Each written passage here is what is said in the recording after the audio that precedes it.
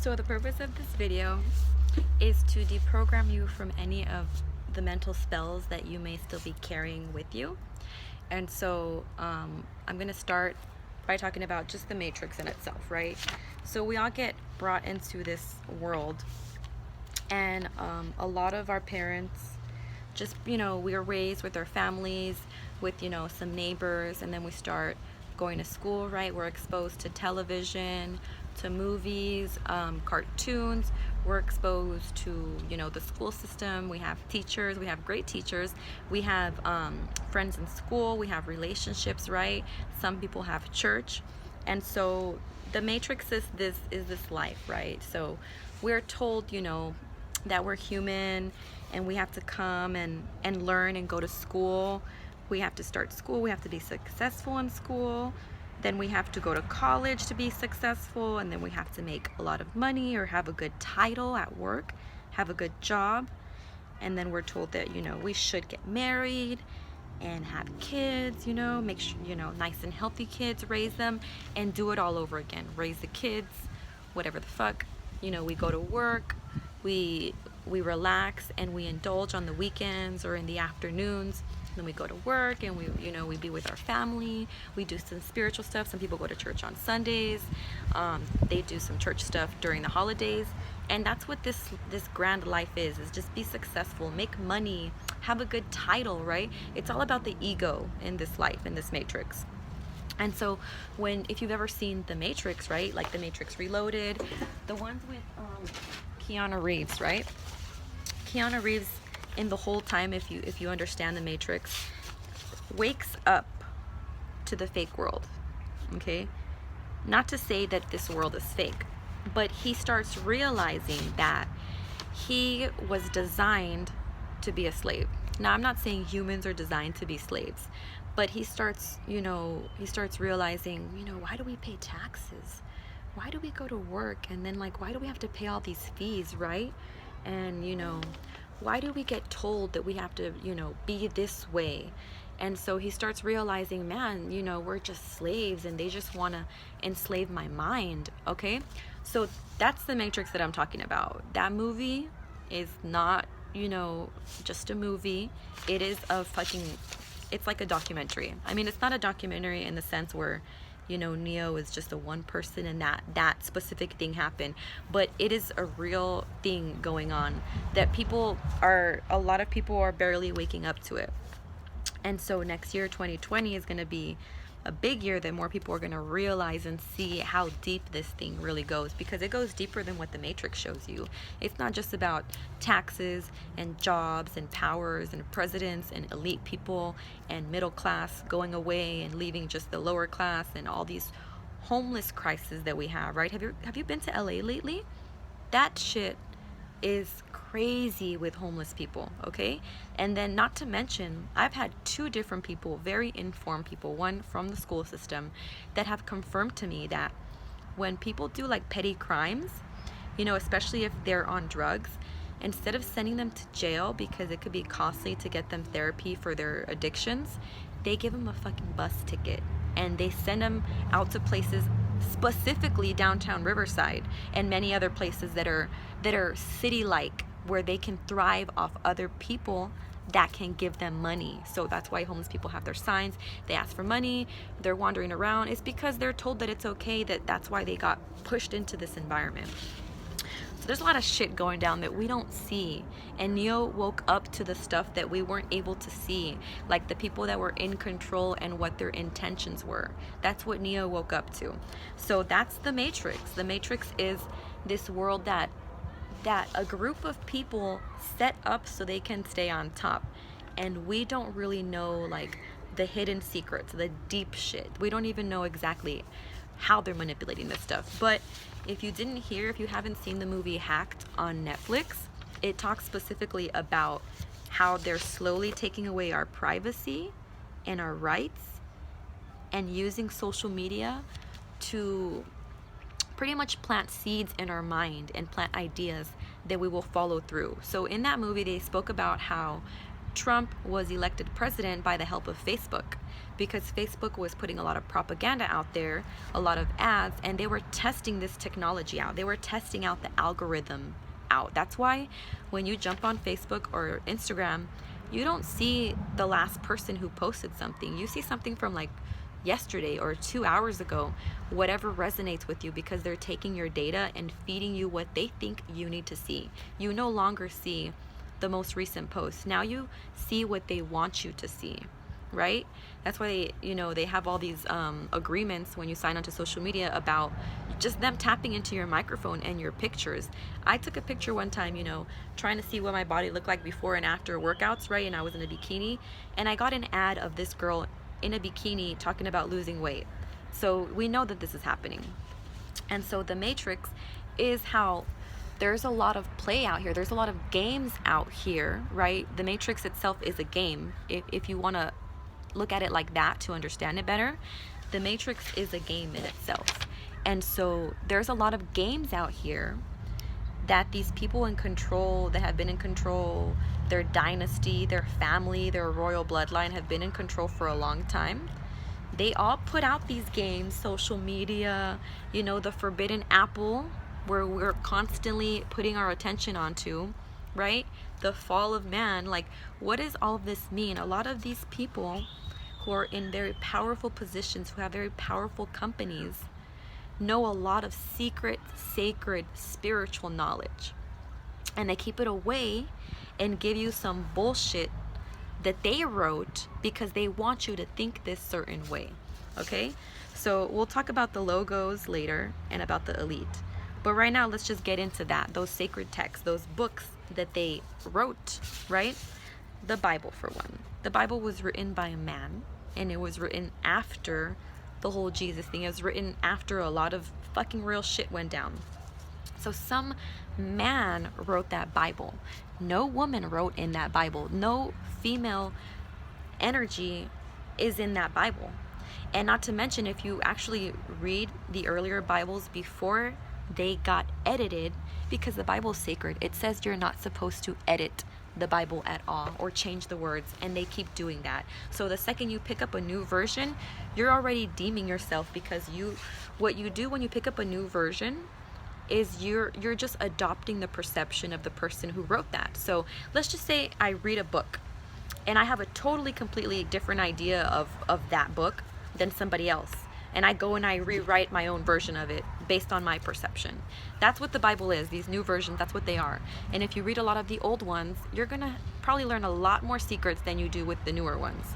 And so that in itself, written by a man that doesn't want the woman to have a place in the church. So do we really have all of our faith in a book like that, when there's hundreds of other sacred books, right? The Torah, the Quran, the Kabbalah, there's a lot of other books. And if you don't know about those, I wouldn't be biased in my spirituality. I wouldn't just choose one religion. And I've gotten to know and been familiar with many religions, especially the Eastern traditions, and how the Western traditions have cut off a lot of that knowledge and just kept little bits of it for the Western culture to adopt. Because when we adopt their ideas, we're pretty much acting out the way that they want us to act out. That's the Matrix. They create this great stage for us, and they want us to act a certain way. You gotta go to school, you gotta go to college, you gotta be successful. I don't care if you have more fun doing artwork. I want you to make money, son. I don't care if you're really good at basketball, son. I need you to get a real job so you can make some real money. That's the Matrix. So if you can deprogram yourself from all of those false ideas, you can set yourself a little bit free. But that's only one step of it, all right? That's only like step one. There's so many steps to this. Then you got to go into your mental brain, and you have to realize how you have been enslaved while trying to feed off of this system. Because as I mentioned before, you cannot see things. You can't really see things clearly when you're inside of it. You need to step out for a little bit. If you're in a game, you're so emotionally involved, you're so focused in the game that you don't really realize whether you're making any wrong moves or not. You have to kind of step out and step back. And so, that's another thing. When we watch a movie or we read a book, and we go back and watch it later again, we see different things we didn't notice the first time.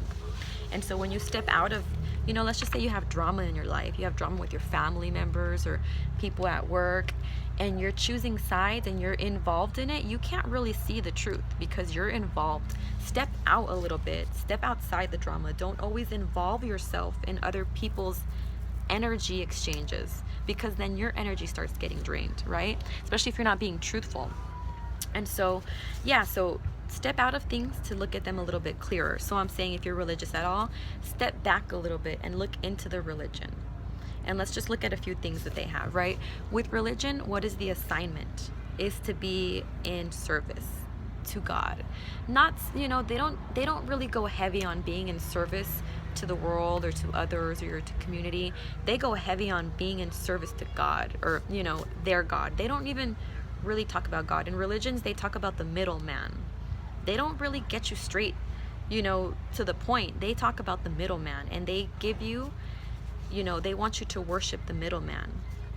When you start worshiping something, when you start giving something energy, it starts gaining energy. It starts growing in energy. So that's why Jesus is really big out here, because so many people have bought into that idea that they feel its power, and that's because so many people are enslaved by that idea. But really, Jesus, let's just say, is the middleman. Why do they say that he died for our sins? Because that almost means that we can just sin and do whatever we want, because he died for us sinning anyways. It's irresponsible. It's not a real, like when you get into a religion, you're not really taking ownership of your spirituality. You're not taking ownership of yourself even. You're giving yourself to this spirit, to this idea, to this energy. And that energy is being fed by you. And so, like I said, that's a middleman, because even in God itself, even in the Bible, it says to not worship any images of God. Man should not worship any images of God. Jesus, Mary Magdalene, all of these deities are images of God. And we're worshiping, literally, some people are worshiping a picture that they think of what Jesus is, and they think that's their God. That's the middleman. Don't give all of your energy into a middleman, because you won't have anything left for yourself. So this is real spiritual knowledge. Okay, when you give something your energy, it doesn't always mean that you get reciprocated energy in return. You don't get that energy back. Just, you guys all know, when you help someone so much, they don't always pay you back. It doesn't matter how much good you did. God doesn't force them to pay you back. So you give your energy willingly. So you need to take ownership of yourself and decide where you want to put your energy. Don't always put it out for anybody. You need to act like the queen and kings that you are, because you are that. You are, in charge of your reality, right? If you're hanging out with people and you don't like the way they are, maybe you can change something and don't hang out with them. Nobody's forcing you by the neck to do anything, but a lot of people feel that way. A lot of people feel as though they're being pushed to do something that they don't want to do. And that's when you're enslaved mentally and or spiritually, right? Or physically, if you want to talk about that matter, because the Matrix enslaves people. It says, you got to pay your rent, you got to pay your taxes, or we're going to do this, right? But that's the man right there. That's somebody created that system, because now there's, now there is a consequence to if you don't do this or that by law. And it's the same thing with religion. If you don't, you're feeding your energy to something when you could really just cut the middleman out and save yourself energy, because you're feeding something else. And like it says, you gave me life. So what is it talking about? Whatever you believe in, you're going to give it life. So let's just say I believe in the devil, and I give my energy to it, and I say he does everything for me. How energetic do you think I'm gonna be if all I'm doing is giving my energy away to something, right? And then at the end of the day, what does religion tell you? To be pretty much a slave for your God in the afterlife. Now, I don't even believe that the Bible really has an idea of the afterlife. Actually, I believe the Bible is all symbolism. It's all hidden code. I actually have a book, and I forgot to bring it today. I was going to put it on camera. It's a book that shows the connection from the zodiac to certain people in the Bible, and how these people or these characters in the Bible are really just metaphors for these other energies, right? Because what is something definite that we can see every day that nobody can deny? The moon, the sun, the stars. I'm not saying worship that shit, but it's here and it's actually doing shit for us. It gives us energy. You know, the moon gives us a break so we're not constantly in the sun all day. There's a balance in nature that we don't pay attention to when we get into a religion most of the time, unless you're in some kind of Eastern tradition, right? But there's that part missing in religion as well. So there's the part that, you know, they don't even teach you about how sacred your body is. They don't teach you about how sacred your mind is and how to protect it, because we're out here, all of us, giving our mind and our energy to like anything, and we need to stop doing that, because that's what's draining us and confusing us. And you know, I'm gonna do another video on healing, because that's just a whole nother subject. It just goes way further than that, but I'll do one on healing. So we talked about religion, right? Just mental enslavement and spiritual enslavement. That's how you get yourself programmed. That's how you put yourself in a program. And a program is set up by something else. So you need to deprogram yourself and stop believing that this is the way that you need to live. Because I set myself free when I gave myself my own assignment, when I gave myself my own path. I said, I want to help other people. How can I do that? Right? There was not any holistic courses out here when I was getting into that. I found one, didn't complete it because it wasn't exactly what I liked. Now I found what I liked, because I allowed myself the freedom to explore my life and not do what I thought other people wanted me to do. I did what I felt like I wanted to do, and now I found my rhythm, and now I'm really happy. Now if I have a bad day or things happen, it's just spiritually I know how to handle it, and that's because of slowly being able to separate myself from all those fake and false ideas. Okay, so that's just part one. I honestly just want to keep it there because it had a lot of good content, and I hope that you can understand it up until this point so that you can get on to part two and, you know, really dig deep in it. So this is just a level one, part one. But I hope you guys liked it. You know, it was about deprogramming the matrix. I hope I taught you a lot about the matrix itself. And so just stay tuned for the next one, because it'll happen really soon. And I'll get even further into what, you know, being able to set yourself free really is. Okay, so have a wonderful week.